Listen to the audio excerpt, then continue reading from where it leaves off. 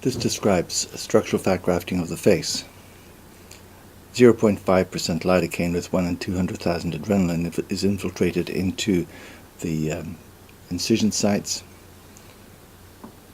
and this is also infiltrated as a tumescent solution into the area to be harvested, though for larger areas of suction 0.2% lidocaine with 1 in 400,000 epinephrine is used. A small stab incision is made,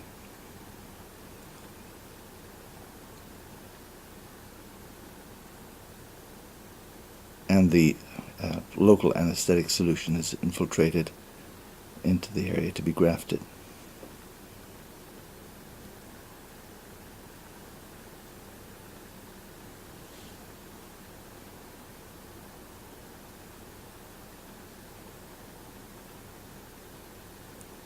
The amount of infiltrate is usually equivalent to the amount of fat that's going to be harvested.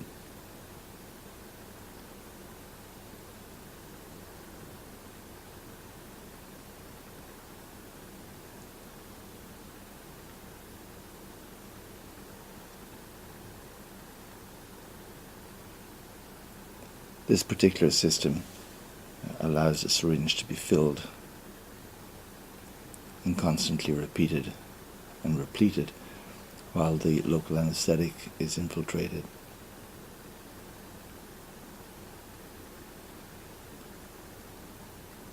A second stab incision is made for secondary access, and again local anesthetic is infiltrated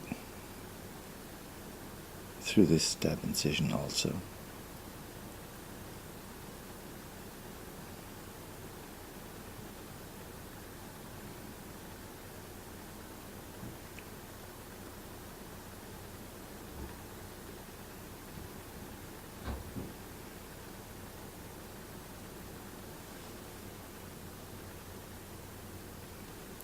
This plastic sheeting is just placed so as to minimize the amount of friction during the harvesting process.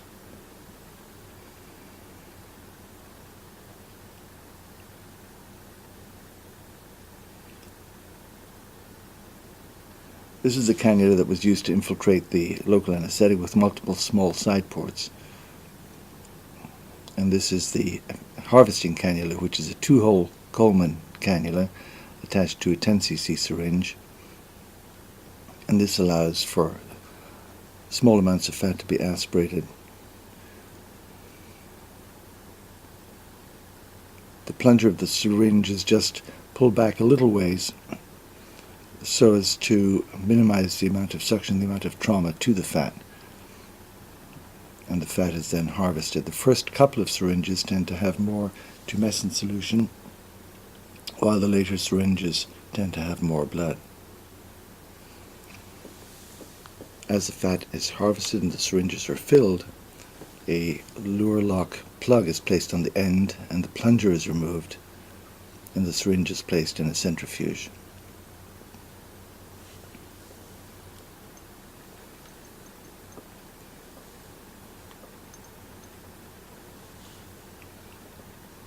This is a curved cannula that allows for easy harvest around the costal margin and minimizes the risk of stabbing injury or puncture injury. Once the second syringe is prepared, the plug is placed, the plunger removed, and the syringe is placed in the centrifuge.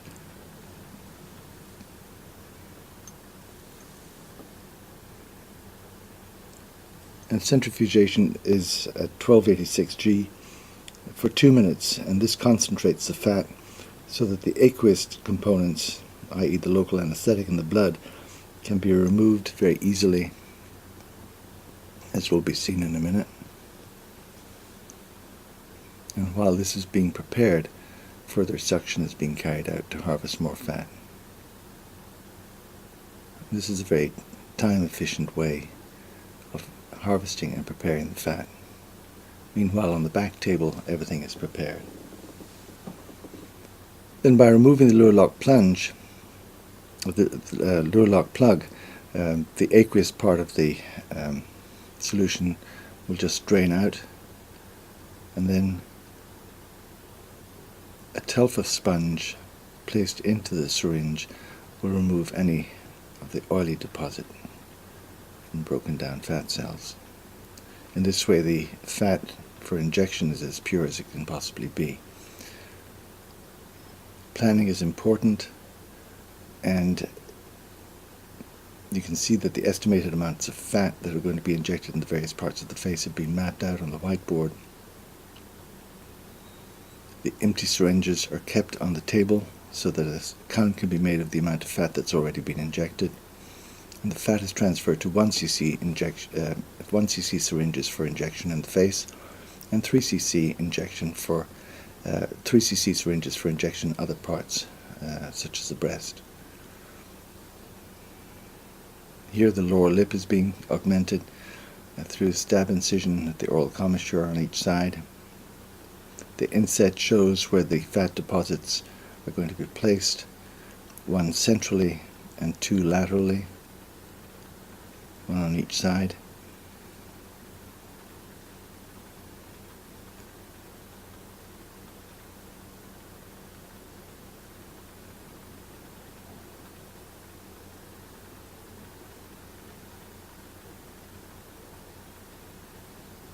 It's very important to inject this fat in very small aliquots. Here the lateral element is being injected, and here on the left side, through a similar stab incision, the lateral part of the lower lip is being injected.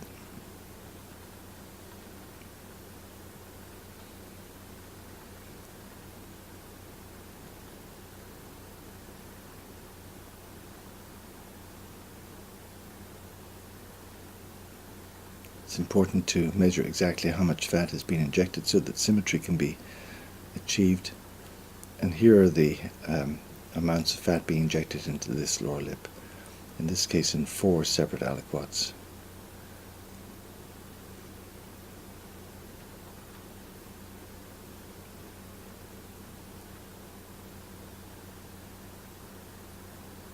And this is why it's important to keep tabs on the amount that has been injected with each pass.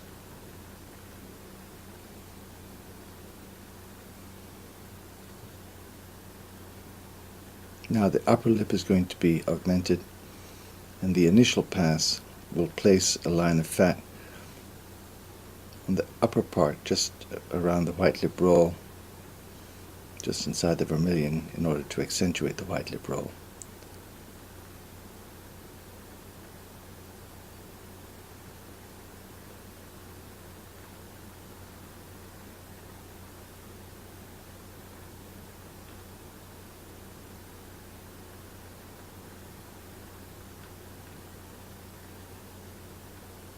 These injection cannulas are 17 gauge Coleman injection cannulas.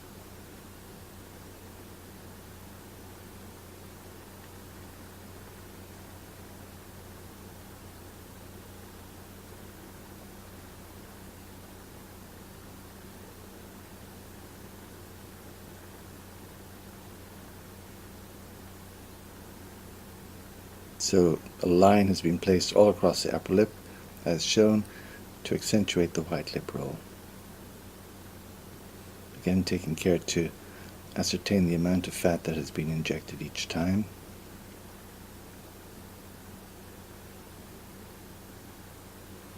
Now the lateral aspect of the upper lip will be seen as shown in the inset here.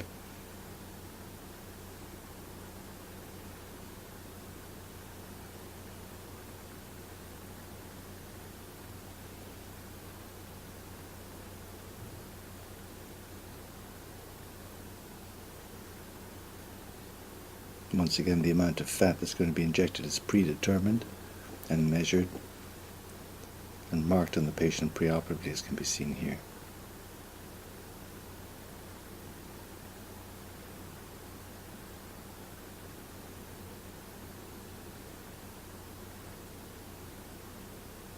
Again, measuring the amount of fat that has been injected.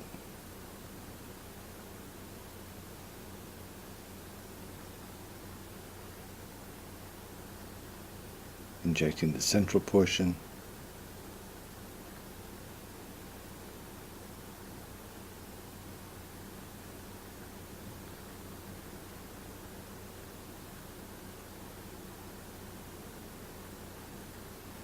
as can be seen in the inset.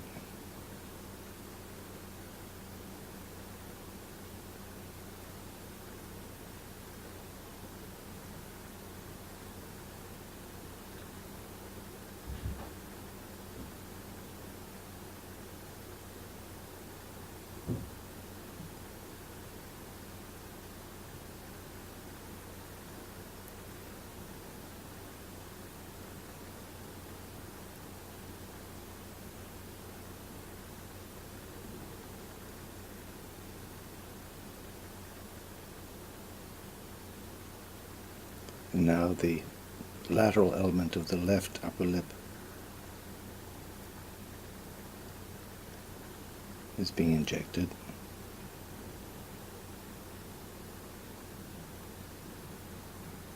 Again, as seen in the inset.